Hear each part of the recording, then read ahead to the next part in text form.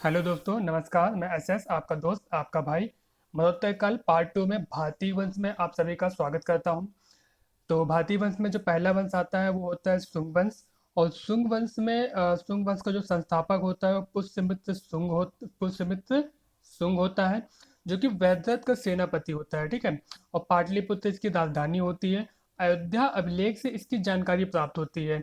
और जो अयोध्या अभिलेख जो होता है राज्यपाल धनदेव से संबंधित होता है।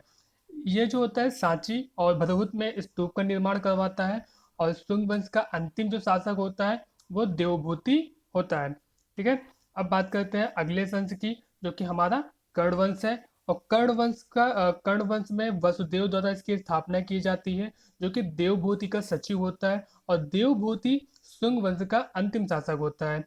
कर्ण वंश का जो अंतिम शासक होता है वो सुशर्मा होता है।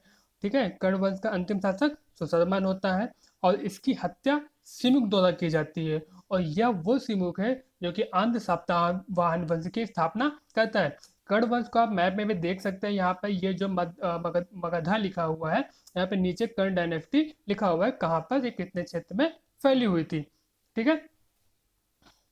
अब बात करते हैं इसके बाद आंध्र सातवाहन वंश की। आंध्र सातवाहन वंश को भी आप मैप में इधर देख सकते हैं कि ये पूरा जो क्षेत्र आपको दिख रहा है आंध्र सातवाहन वंश से संबंधित है। तो आंध्र सातवाहन वंश में इसका जो संस्थापक होता है, इस वंश का जो संस्थापक होता है वो सिमुक होता है।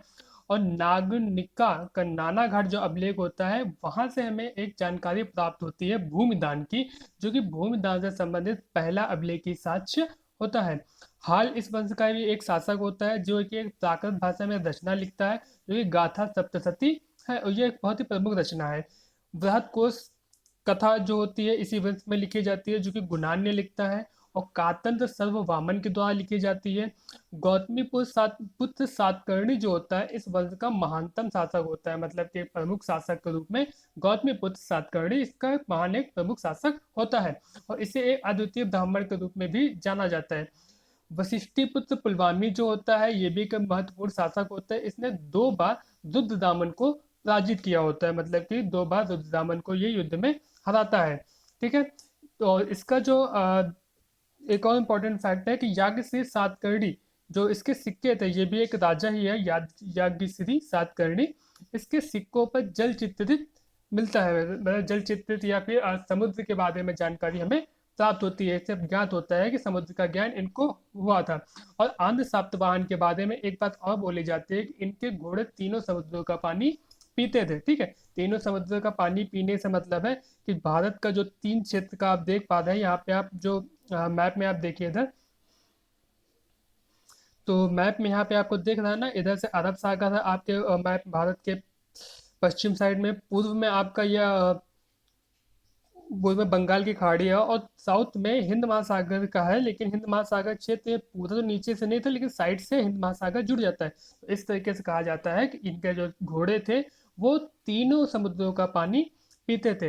अब इसके अलावा कुछ मुख्य वंश हुए हैं जो छोटे छोटे हुए हैं, जो छोटे छोटे हुए हैं उनमें एग्जाम के रूप में इनसे ये पूछ लिया जाता है कि अभी किस फैक्ट के रूप में कौन सा वंश कहाँ पे हुआ था या फिर किस वंश का कौन सा संस्थापक था। तो चलिए फिर इनको भी देख लेते हैं। एक हुआ था अभीर वंश। ठीक है। इसका संस्थापक जो होता है ईश्वर सेन होता है। और ये नासिक में होता है, और नासिक हमारा महाराष्ट्र में पड़ता है। इक्ष्वाकु वंश होता है। इक्ष्वाकु वंश के जो शासक होते हैं इनके श्री प्रवृत्ति कहा जाता है, श्री प्रवृत्ति आंध्र वंश कहा जाता है। और ये कृष्ण गंटूर क्षेत्र में पाया जाता है। जो श्री प्रवृत्ति आंध्र वंश है ये क्वेश्चन यूपीपीसीएस में आई थिंक 2021 या 2020 में पूछा गया है। फिर आता है चातुष्कर्णी वंश। यह महाराष्ट्र में इसका उदय उदय हुआ था। और फिर इसके बाद आता है चेदी वंश।